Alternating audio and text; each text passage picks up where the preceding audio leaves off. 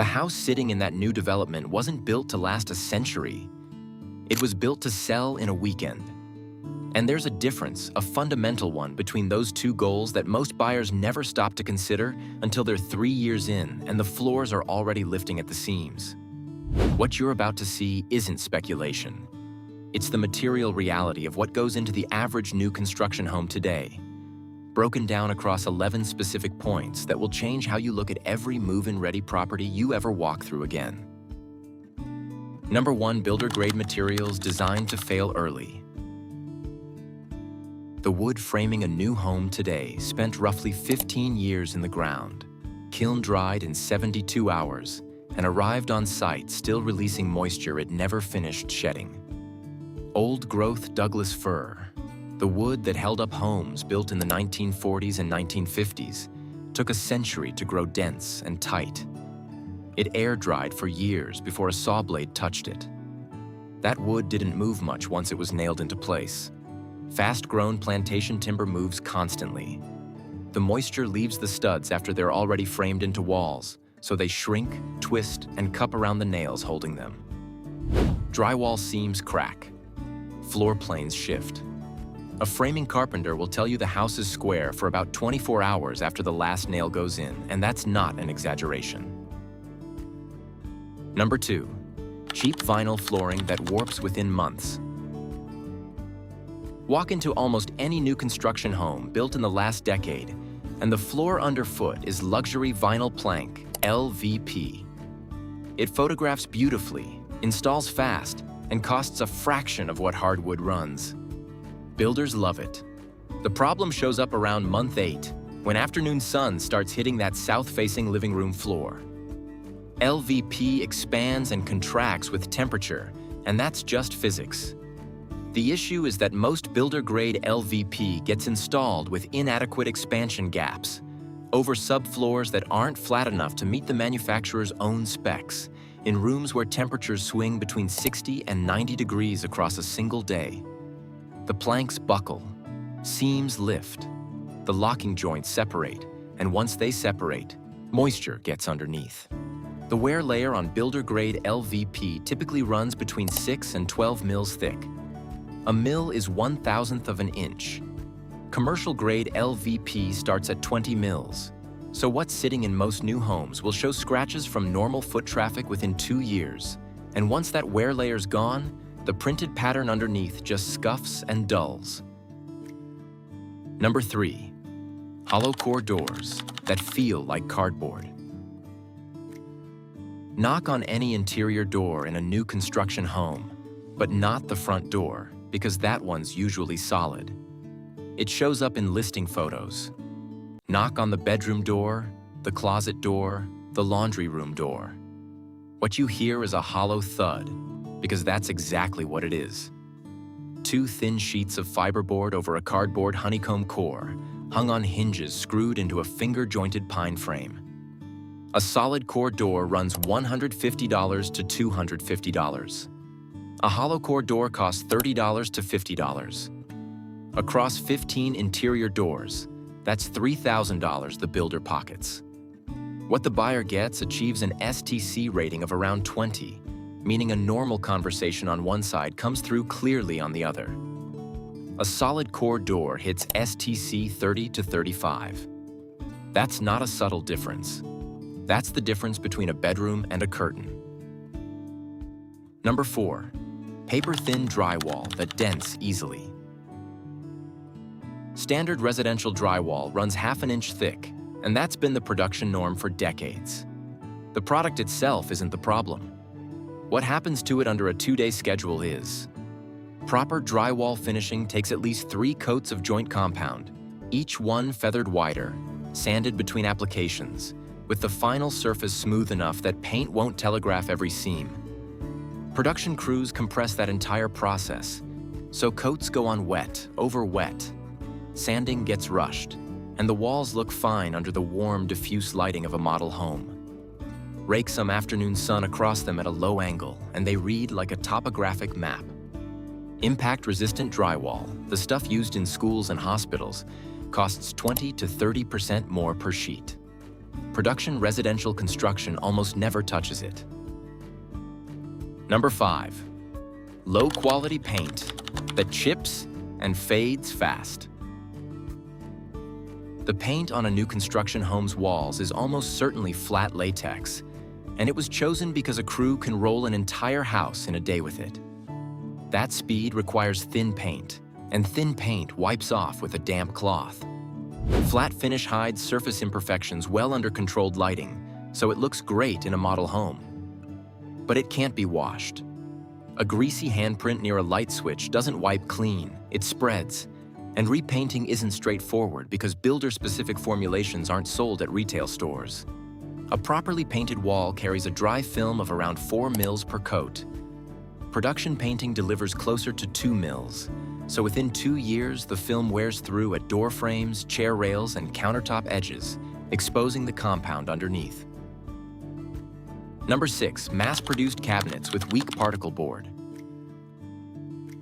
Open a cabinet door in a new construction kitchen and lift it slightly while it's open. If the hinge screws pull at all, the cabinet box is particle board, which is wood fiber and sawdust pressed together with resin. It looks like wood from the outside and behaves like compressed cardboard when it gets wet. Kitchens are wet environments. Steam from cooking, condensation from the refrigerator, a slow drip under the sink. Any of these hits that particle board and it swells permanently. Plywood swells and recovers. Particle board doesn't. The hinge screw holes strip out first, then the shelf pins start pulling through. The door fronts are usually MDF wrapped in thermofoil that mimics painted wood, and it photographs beautifully. But within 5 to 7 years, those edges start peeling and there's no fixing it. Number 7.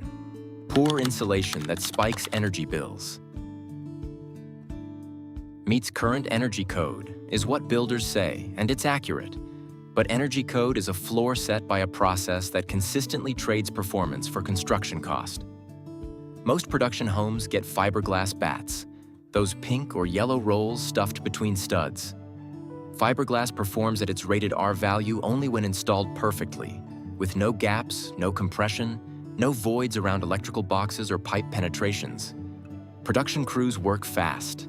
The inspection that follows is visual rather than thermographic, and a bat torn around a pipe fitting loses a serious fraction of its rated performance without anyone catching it. Air sealing is the deeper problem. Most production builders spray foam around obvious penetrations and leave the rest of the envelope to whatever the sheathing and drywall happen to provide. So 30 to 40% of the heating and cooling load bleeds straight out through the gaps. Number 8. Budget windows that leak air and noise. Vinyl framed, double pane windows look fine on paper. Vinyl doesn't rot. The double pane beats single pane glass, and properly flashed installation keeps water out. The problem sits inside the frame itself. Extruded PVC expands and contracts with temperature at a rate the wood framing around it can't match. So the sealant at the frame to rough opening junction cracks and pulls away over years of thermal cycling. The corner welds, where the vinyl extrusions meet, open up within 5 to 8 years in any climate with real winters. The insulated glass unit has a finite lifespan too.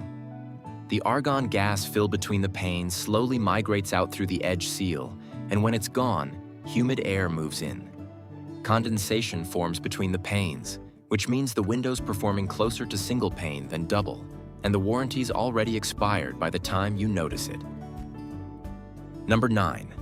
Rushed construction with minimal quality checks.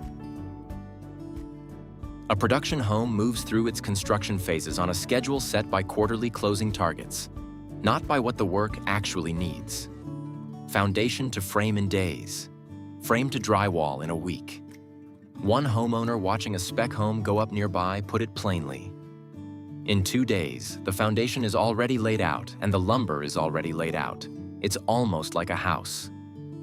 The municipal inspector who's supposed to catch errors might spend 20 minutes on a framing inspection covering 2,000 square feet. That's enough time to check the obvious stuff. Not enough to find flashing lap the wrong direction or a drain line running at half the required slope. Every trade on site is a subcontractor paid by the unit, gone before the next crew arrives to cover their work. Number 10. Plumbing fixtures built with plastic instead of metal. Under the sink, behind the shower valve access panel, inside the toilet tank, the fittings and valve bodies that hold the plumbing system together are increasingly plastic rather than brass. PEX tubing for supply lines is actually fine. It's a durable product. The problem sits at the connections, the valve bodies, the shutoff valves, the faucet cartridges. Brass dominated plumbing through most of the 20th century because it resists corrosion, holds threads under repeated use, and doesn't care about the mineral content in municipal water. Plastic is cheaper and faster to install, but it's brittle, sensitive to over-tightening, and likely to seize or crack when someone tries operating a valve that sat untouched for 5 years. Water damage claims average over $11,000 per incident, and a significant share trace back to supply line and valve failures in kitchens and bathrooms, exactly where builders swap brass for plastic to save $160 to $300 per house. Number 11, electrical work done to bare minimum code. Production builders comply with electrical code. That's not the dispute. The dispute is that code compliance and actually adequate electrical infrastructure are two completely different things, and the gap opens up fast once someone moves in. The National Electrical Code was written to reflect how households used electricity a generation ago. A kitchen circuit serving counter outlets, a bedroom with 2 duplex outlets per wall, a garage on a single 20-amp circuit. All of that meets code, and none of it keeps pace with EV chargers, home office draws, and high-demand appliances running simultaneously. Inside the walls, junction boxes get overfilled. Romex gets stapled at angles that stress the insulation, and wire nuts get used where torqued lugs belong. None of it's necessarily a code violation. All of it generates heat over time, and heat in wiring is how fires start.